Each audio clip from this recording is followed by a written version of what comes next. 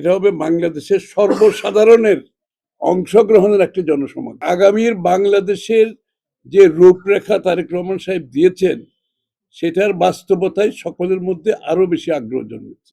এটা হবে বাংলাদেশের সর্বসাধারণের অংশগ্রহণের একটি জনসমাগম। দেশনেত্রী বেগম খালেদা জিয়া যখন পোলো গ্রাউন্ডের মাঠে এসেছিলেন তখন কিন্তু ওই সভাটাও কিন্তু সমস্ত চট্টগ্রামবাসীর একটা উপস্থিতি ছিল। আমরা দেখেছি এই আগ্রাবাদ এলাকার অফিসাররা তাদের অফিস বন্ধ করে সেখানে উপস্থিত হয়েছিল, স্কুলের ছেলে মেয়েরা উপস্থিত হয়েছিল।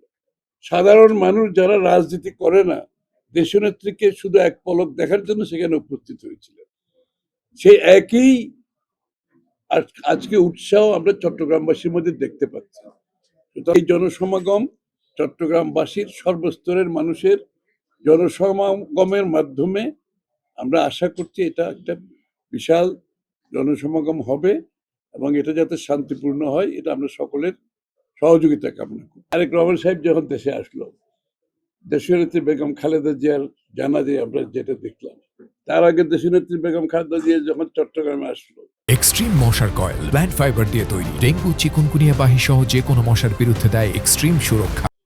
প্রত্যেকটি মানে একটা এই ধরনের এটাকে আসলে আমরা সংখ্যায় বলা খুব কঠিন এগুলো। সুতরাং আমরা ওইভাবে বলতে চাই না। আমরা জানি এখন মানুষ উদ্গ্রীব হয়ে অপেক্ষা করছেন তারেক রহমান সাহেব চট্টগ্রামে আসবেন, ওনাকে নজর দেখবে, ওনার কথা শুনবেন, কারণ উনি দেশবাসীর মধ্যে তার জনপ্রিয়তা, তার কথাগুলো এমনভাবে ট্র্যাকশন পাচ্ছে যে জনগণের কাছে গ্রহণযোগ্যতা পাচ্ছে।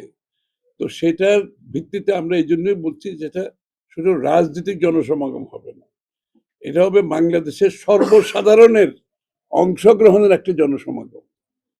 এবং আগামীর বাংলাদেশ কোথায় যাবে, জনগণ তারেক রহমান সাহেবের কাছ থেকে তাদের প্রত্যাশা অনেক বেশি, তাদের আকাঙ্ক্ষা অনেক বেশি।